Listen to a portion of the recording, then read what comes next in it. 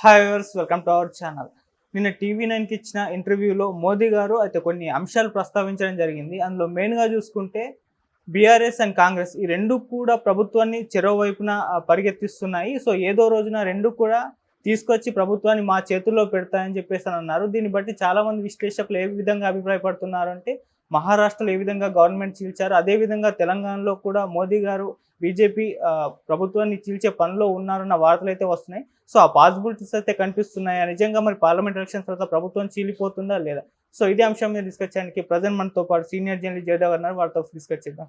నమస్కారం. నమస్తే సార్, నిన్న మోదీ గారు మరి టీవీ9కి ఒక ఇంటర్వ్యూ ఇచ్చారు. అందులో చెప్పడం చూస్తున్నాం, కాంగ్రెస్ ఇటు బీఆర్ఎస్ రెండు కూడా ప్రభుత్వాన్ని చెరోవైపున లాగుతున్నాయి, తీసుకొచ్చి మా చేతుల్లో తొందరలో పెట్టేస్తాయి అని అంటుంది. అంటే మరి ప్రభుత్వాన్ని తమ చేతుల్లోకి తీసుకునే ప్రయత్నాలు ఏమన్నా బీజేపీ చేస్తుందా అన్న అనుమానాలు అయితే రావడం చూస్తున్నాను సార్. మీ ఒపీనియన్ ఏంటంటే ఆ పాసిబిలిటీస్ కనిపిస్తున్నాయంటారా సార్? పాసిబిలిటీస్ అనేది ప్రస్తుత ప్రభుత్వం విధి విధానాలు, ఆ పథకాలు, పరిపాలన దాన్ని బట్టి ఉంటుంది. మేబీ అంటే మొదటి నుంచి కూడా అందరికీ ఒక అభిప్రాయం ఉంది, కాంగ్రెస్ అంటే ఎక్కువ మంది సీనియర్ నాయకుల సమాహారము, పైగా ఎవరికి వారే రాష్ట్ర స్థాయి నాయకులు, ఎవరికి వారే ముఖ్యమంత్రి స్థాయి నాయకులు అన్నట్టుగా ఎక్కువగా ఇదవుతుంటుంది. దానివల్ల ఇటువంటి కల్పిత కథలు కానీ రూమర్స్ కానీ వస్తుంటాయి అనేది ఒక అభిప్రాయం ఉంది చాలామందికి. సో ఎందుకంటే దానికి బెస్ట్ ఎగ్జాంపుల్ మేబీ మనం పుట్టకముందు ఎన్టీఆర్ గారు పార్టీ పెట్టక ముందు కూడా రాష్ట్రంలో పరిస్థితులు అలా ఉండేవంట. ఎట్లా సీల్డ్ కవర్లో ఎవరి పేరు వస్తే వాళ్ళే ముఖ్యమంత్రిగా ఉండడం, 3 నెలలకు ముఖ్యమంత్రి, నెల రోజులకు ముఖ్యమంత్రి, అట్లా కాంగ్రెస్ ప్రభుత్వం వాళ్ళకి నచ్చినట్టుగా మార్చేసుకునేదంట. వాళ్ళ ఇష్టం ఇంకంతే. మీరు ఎంత బాగా పరిపాలించినా కూడా ఆదిత్య మీరు కాదు, నెక్స్ట్ గోపి ఉండాలి, లేదా నెక్స్ట్ ఇంకెవరా మన లక్ష్మణ్ గారు ఉండాలి అని అంటే అంతే, మాట్లాడడానికి లేదంట. అట్లాంటి పరిస్థితులు ఉండడం వల్ల మేబీ ఆ మచ్చ అలా కొనసాగుతుందేమో కాంగ్రెస్కి అనేది ఒక అభిప్రాయం. అంటే దానికోసం పదవి కాపాడుకోవడం కోసం లేదా పదవి అధిరోహించడం కోసం, ఆయన పేరు మన నాదెండ్ల భాస్కర్రావు గారికి అదే ఉంది కదా. ఎన్టీఆర్ గారు అటు వాళ్ళ శ్రీమతి గారు ఆపరేషన్కి అమెరికా వెళ్ళి మరుక్షణం ఇక్కడ పార్టీని కాంగ్రెస్తో కొమ్మగా ప్రభుత్వాన్ని కూల్చేసి ఈయన పెట్టారు. అప్పుడు అదొక పెద్ద రెవల్యూషన్, అది పక్కన పెట్టారు. సో ఇటువంటి జరిగిన నేపథ్యంలో కాంగ్రెస్లో చాలాసార్లు ఇలా జరుగుతుంటాయనే ఉద్దేశంతో రేవంత్ రెడ్డి గారు కూడా వలసపక్షే, ఒక విధంగా వేరే పార్టీ నుంచి వచ్చిన వ్యక్తే. అయితే ఇతను జూనియర్, చాలామంది సీనియర్స్ ఉన్నారు, ఇతనికి ముఖ్యమంత్రిగా ప్రకటించారు. కోర్స్ ఇతను పీసీసీ చీఫ్ అయినప్పుడే ముఖ్యమంత్రి అభ్యర్థి ఈయనే అన్నట్టు కూడా వార్తలు వచ్చాయి. కానీ ఈయనకని సీనియర్స్ ఉన్నారుగా, వాళ్ళందరి పరిస్థితులు వాళ్ళకు కూడా ఎక్కడో మనకు ఛాన్స్ దొరకకపోతుందా, మనం ఇన్ని రోజులు పార్టీ మారకుండా పార్టీ నమ్ముకొని ఉన్నాం కదా, మాకు అవకాశం ఇవ్వట్లేదు అనే అపోహలో ఉన్న వాళ్ళు ఉంటారు కదా. ఒకవేళ ఉంటే వాళ్ళని లాగొచ్చు కదా. ఇట్లాంటివి చాలా జరుగుతుంటాయి. ఇప్పుడు ఈవెన్ కిరణ్ రెడ్డి గారిగా ప్రభుత్వం ఉన్నప్పుడు కూడా, ఉమ్మడి ఆంధ్రప్రదేశ్ ఉన్నప్పుడు నిజంగా మంచి అడ్మినిస్ట్రేటర్ ఆయన. చాలా వరకు ఈయన ఏం చేశాడులే, ఎంతవరకు ఒకసారి కూడా క్యాబినెట్ హోదా చేయలేదు, ఏదో స్పీకర్గా చేశారు, ఈయన ఏం చేయగలరు, సీల్డ్ కవర్లో వచ్చిన పేరు అవ్వడం వల్ల ఈయన అయిపోయాడు అన్నట్టు విమర్శ అయినా కూడా, సీనియర్స్ ఎవరు సపోర్ట్ సరిగ్గా చేయకపోయినా కూడా ఆయన మంచి సకల జనుల సమ్మె లాంటి ఉద్యమం తీవ్రంగా ఉన్నప్పుడు కూడా ఆయన నడిపించాడు. అది గొప్ప విషయమే కదా. అవును, బీపీలు తెచ్చుకొని రిజైన్ చేసామో నాకు ఈ ఉద్రాబాబు హాట్ సీట్ అనలే, అట్లాగే నడిపించాడు. అలాగే అలాంటివన్నీ ఇబ్బందిగా పరిస్థితులు ఉన్నాయి. కాబట్టి కాంగ్రెస్లో ఎవరో ఒక ఎమ్మెల్యే 17 మంది ఎమ్మెల్యేతో ఒకటా ఉన్నాడు, ఇంకో ఎమ్మెల్యే 20 మంది ఎమ్మెల్యేలు ఉన్నారు, ఆడ వెనక వీడు వెళ్ళి బీఆర్ఎస్తో కలిసి ప్రభుత్వం పెడతాడు, లేదంటే వీళ్ళని బీఆర్ఎస్లో ఇంకొంతమందిని కాంగ్రెస్లో కొంతమంది తీసుకొచ్చి బీజేపీ పెడతాది. ఇలాంటి రూమర్స్ చాలా వచ్చాయి. తర్వాత ఆయన పేరు మన ఇంతకుముందు అధ్యక్షులు, బీజేపీ అధ్యక్షులుగా ఉండేవారు కదా, ఆయన పేరేంటి, బండి సంజయ్ తర్వాత అయ్యారు. ఆయన కూడా ఒక కిషన్ రెడ్డి గారు, ఇప్పుడు దీనికి మధ్యలో ఒక ఆయన పేరు మన ఎంపీ గారు లక్ష్మణ్ గారు ఏం మాట్లాడారంటే, మేబీ పార్లమెంట్ ఎన్నికల తర్వాత ఏదైనా జరగచ్చు, ప్రభుత్వం కూలిపోవచ్చు కూడా అని అన్నారు ఆయన కదా.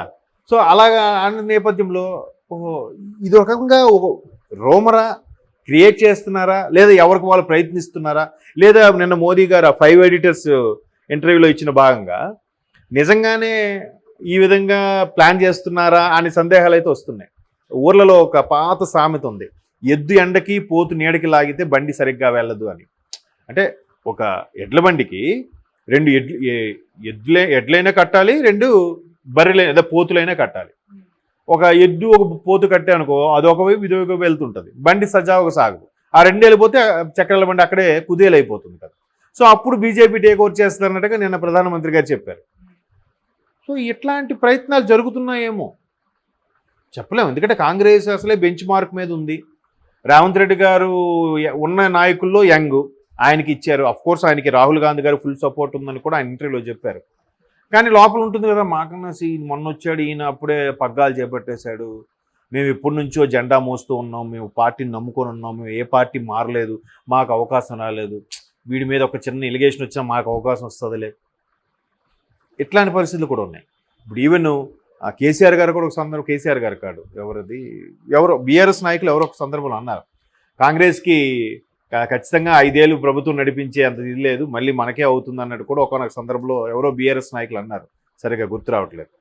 అంటే ఇవన్నీగా తీసుకుంటే ఏమో అలా అవుతుందేమో అని ఒక అపోహ క్రియేట్ చేయడమేమో. ఇప్పుడు బీజేపీ నాయకులు, మోదీ గారు సామాన్యమైన వ్యక్తులు కాదు కదా.